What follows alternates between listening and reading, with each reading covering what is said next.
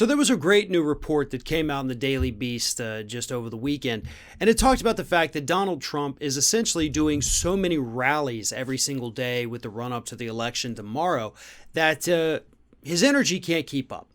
I mean, let's be perfectly honest here, folks. The guy is old. You know, maybe he's not as old as Joe Biden, but he's in a lot worse shape than Joe Biden. Not to mention he's coming off of his COVID-19 infection and God knows what medications they pumped him up with. He doesn't get much exercise.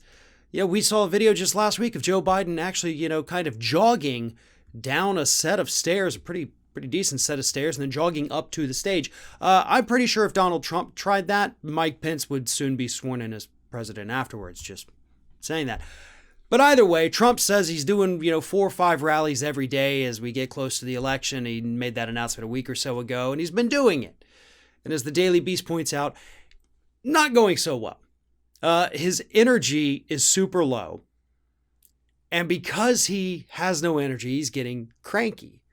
And his crankiness is translating on stage.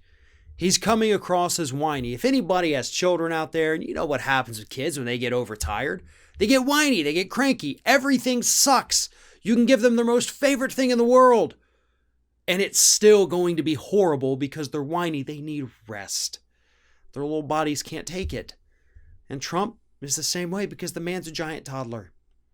So here's what the Daily Beast had to write about Donald Trump's most recent rallies that happened Thursday, Friday, Saturday. During his campaign stop in Newtown, Bucks County, the president was conspicuously subdued, delivering one of his laziest, most bored-sounding rally speeches in recent memory.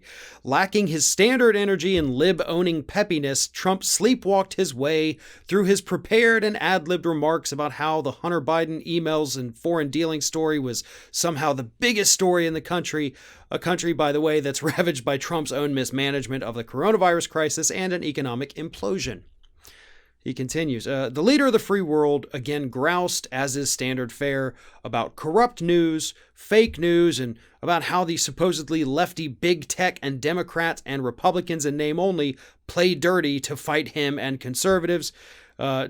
He then added, despite a newly minted 6-3 conservative majority on the U.S. Supreme Court, Trump complained about how he's recently had to deal with many, many disappointing decisions from the highest court in the land and that conservatives don't actually control the Supreme Court. So that's what I'm saying. You give the toddler their favorite thing in the world, but if they're cranky, if they're tired, if they need rest, it's still going to suck. And that's what it is with Trump's Supreme Court.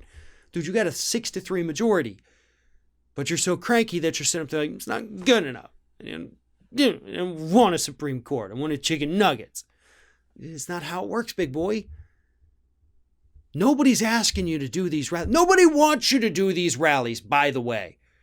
A study came out this weekend that proves that these are all super spreader events. They have traced 30,000 new COVID-19 infections back to 18 rallies that you held from the end of June through September.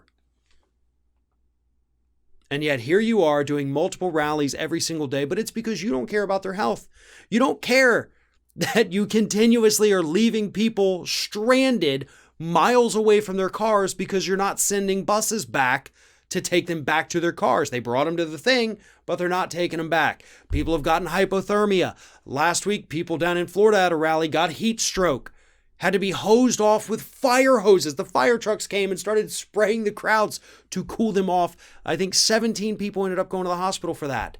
Not after being hit with the fire hose, but for the heat exhaustion. And then, of course, they're all super spreader events. You're not feeling it.